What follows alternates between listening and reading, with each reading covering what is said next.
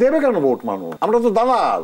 যখন সমঝোতার ভিত্তিতে রাতের অন্ধকারে ১ মাস ধরে আলোচনা করে বিকেল ৩:৩০টার সময় উনি ২৬টা সিটে যখন নমিনেশন দিল, কাদের সাহেব যা করছে, উনি তো আমাদের নেতাই না। তো উনি যদি মানে পার্লামেন্টে যে বলে যে আমি অনেক গৃহপালিত বিরোধী দল, দালালদের কাছে যায়নি, জাতীয় পার্টির কোন নেতা কর্মীকে উনি কোনো সাহায্য করছে, একটা চাকরি দিছে বা কোনো সাহায্য সহযোগিতা করছে? রাজনীতি তো সোজা না, নেতা হওয়া সোজা না।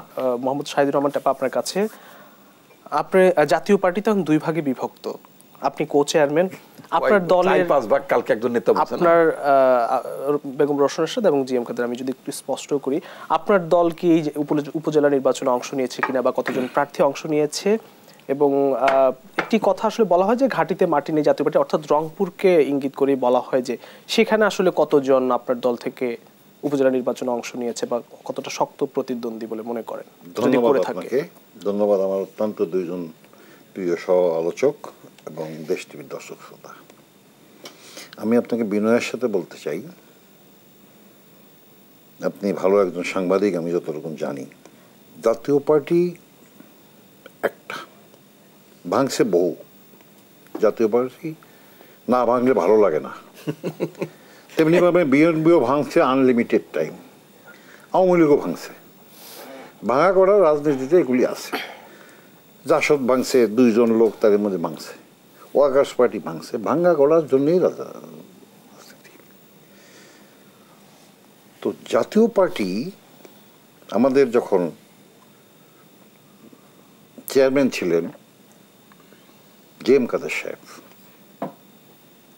ছিলেন, মানে উনি তো এখনো চেয়ারম্যান আছেন না, তারা বলেন। ও আচ্ছা, আমার প্রশ্নের সময় আপনার তো দরকার নেই, আমি বলি, আপনি বলে গেছিলাম।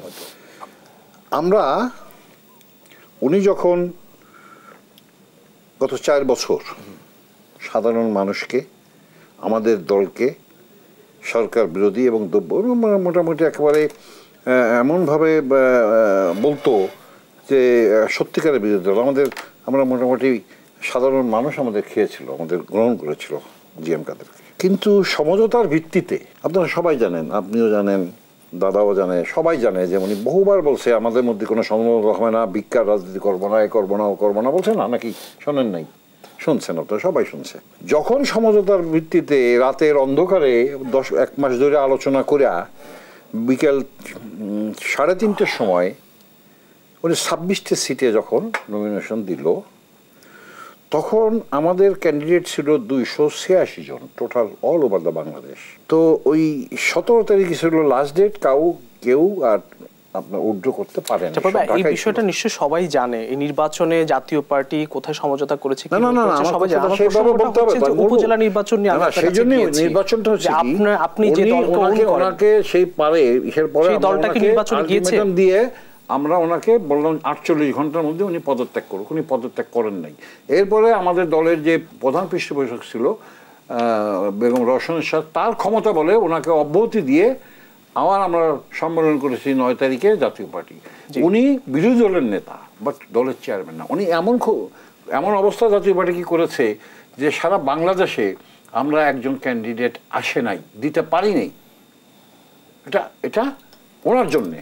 উনি এই কাজগুলি না করলে আমাদের অনেক ক্যান্ডিডেট, কারণ এই উপজেলা পদ্ধতিটা আমাদের তৈরি, আমাদের খুব কম। যদি উপজেলা, আমার যে প্রশ্নের উত্তরটি একটু দেন আর কি, উপজেলা নির্বাচনে আপনার দল, আপনি যে জাতীয় পার্টি ওন করেন, সেই দলের কোনো প্রার্থী আছে কিনা? রংপুরে আপনাদের যে ঘাটিতে মাটি নেই বলা হয়, না, নাই তো। কারণ রংপুর কেন, আপনার বান্দরবানেও নাই। জাতীয় পার্টি কোনো প্রার্থী নির্বাচন অংশ নিয়েছে? একজনও নাই, কেউ আসেই নাই কিনতে।